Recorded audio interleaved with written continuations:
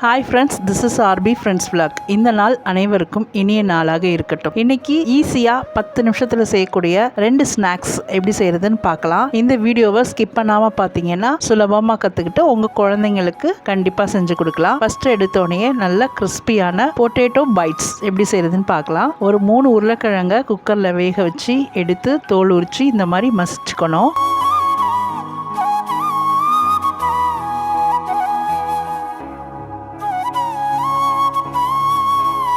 நல்லா மசிச்சு இந்த மாதிரி கையை வச்சு பிசைஞ்சு விட்டுருங்க. அதில் கொஞ்சமாக மிளகாத்தூள், தேவையான உப்பு, 1 கப் அளவுக்கு சோள மாவு அதையும் போட்டுட்டு கொஞ்சமாக மிளகு ஜீரகத்தூள் வேணும்னா சேர்த்துக்கலாம். போட்டுட்டு நல்லா பிசைஞ்சிருங்க. சப்பாத்தி மாவு அளவுக்கு நல்லா பிசைஞ்சு உருண்டையாக வச்சுருங்க.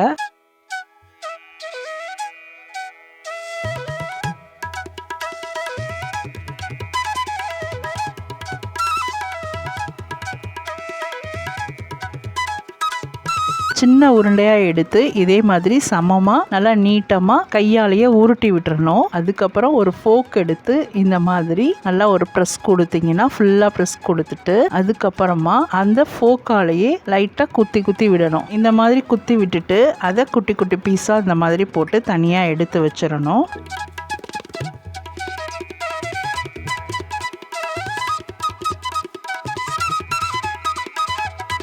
அதுக்கப்புறம் நல்லா எண்ணெயை காய விட்டு அதில் ஒன்று இந்த மாதிரி போட்டு நல்லா டீப் ஃப்ரை பண்ணணும். இந்த பபுள்ஸ் எல்லாம் அடங்கினோன்னே இந்த மாதிரி மொறுன்னு வந்துடும்.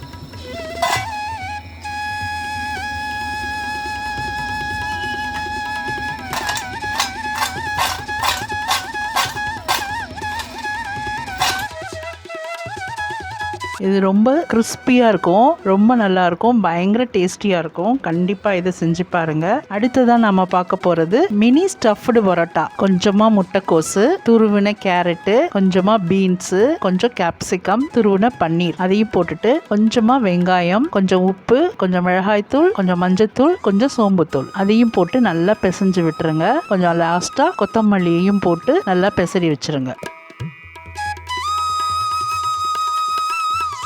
மைதா மாவில் தான் நான் பிசைஞ்சிருக்கேன் பரோட்டாங்கிறதுனால. சப்பாத்தி மாவு அளவுக்கு பிசைஞ்சிட்டு இந்த மாதிரி ஒரு உருண்டை எடுத்து நல்லா திரட்டிடுங்க. நல்லா ஃபுல்லாக திரட்டிட்டு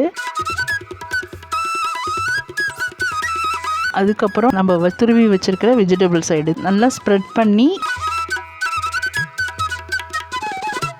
அதை வச்சுட்டு அப்படியே ரோல் பண்ணுங்க. ரோல் பண்ணிட்டு ஃபுல்லாக அதை ஒட்டிட்டு சைட்லையும் நல்லா மூடி ஒட்டி விட்டுருங்க. இது மைதா மாவுங்கிறதுனால நல்லா ஒட்டிடும்.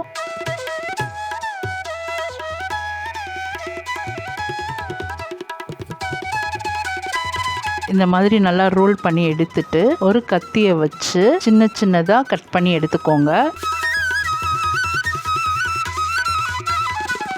இந்த மாதிரி கட் பண்ணி எடுத்துட்டு சின்னதாக இருக்கிற அந்த உருண்டையை அப்படியே அமுக்கி விட்டிங்கன்னா அந்த மாவும் அந்த வெஜிடபிள்ஸும் ஒன்றா மிக்ஸ் ஆகிடும்.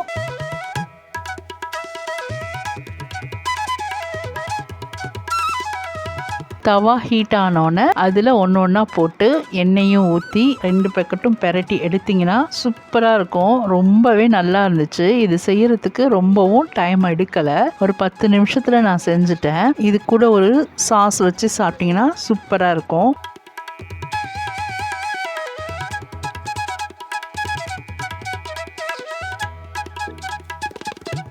குழந்தைங்களுக்கும் வெஜிடபிள்ஸ்லாம் இருக்கிறதுனால ரொம்ப ஹெல்த்தி கூட, ஈஸியாக செஞ்சு கொடுத்துடலாம். ஈவினிங் ஸ்நாக்ஸாகவும் சாப்பிட்லாம், இல்லை நைட் டின்னர் கூட வச்சு சாப்பிட்லாம்.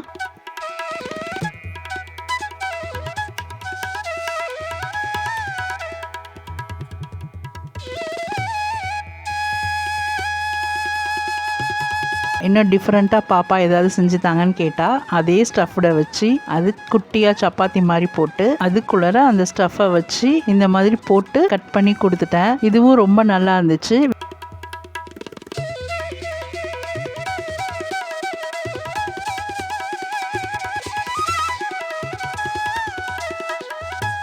வீடியோவோட எண்டுக்கு வந்துட்டோம். இந்த வீடியோ பிடிச்சிருந்துச்சுன்னா லைக் பண்ணி சப்ஸ்கிரைப் பண்ணி கமெண்ட் பண்ணுங்க. கண்டிப்பாக நீங்களும் செஞ்சு பாருங்க. இன்னும் ஒரு நல்ல வீடியோவில் சந்திக்கிறேன். தேங்க்ஸ் ஃபார் வாட்சிங்.